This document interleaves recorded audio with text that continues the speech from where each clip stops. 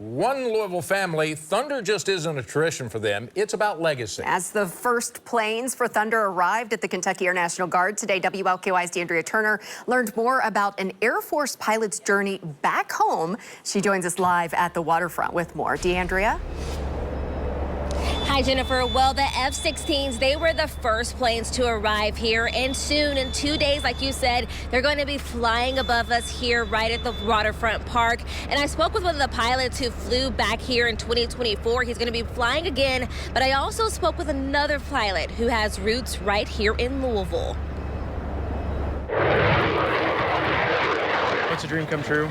I've always dreamt of being able to be a part of Thunder Over Louisville. For some, Thunder Over Louisville is a show. For one pilot, it's something more. The moment his F-16 touched down in Louisville on Thursday, it wasn't just another stop. It was home. I've flown Cessnas over Louisville, either out of Bowman Field or Clark County Regional, and to be able to bring an F-16 in town is just a dream.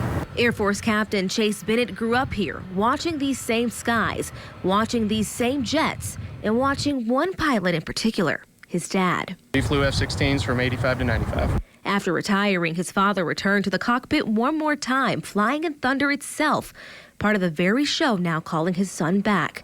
Only this time, his role looks a little different as the team support pilot. So I'll be the safety observer during the show. I'll be holding on to a radio, and FEMA and I will be in contact the whole show just to make sure everything is operating safely.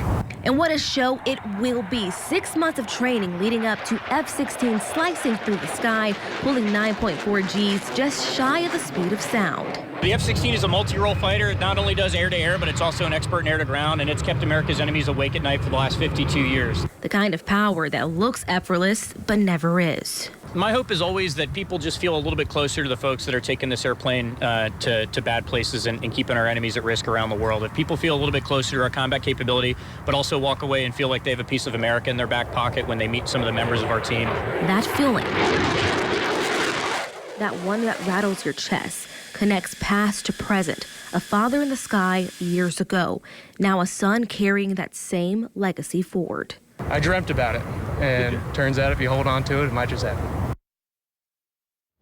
So what a dream come true. He also told me that he specifically wanted to fly this plane because that's what he knew that his dad flew. And they also come from a long line of lineage of people who serve in the military, from his grandfather, and his brother also serves in the military. So you can meet people like them right here on Saturday. And if you can't make it out here to Waterfront at 3 o'clock, we are the station for you. WLKY on air and online. We are streaming it for you.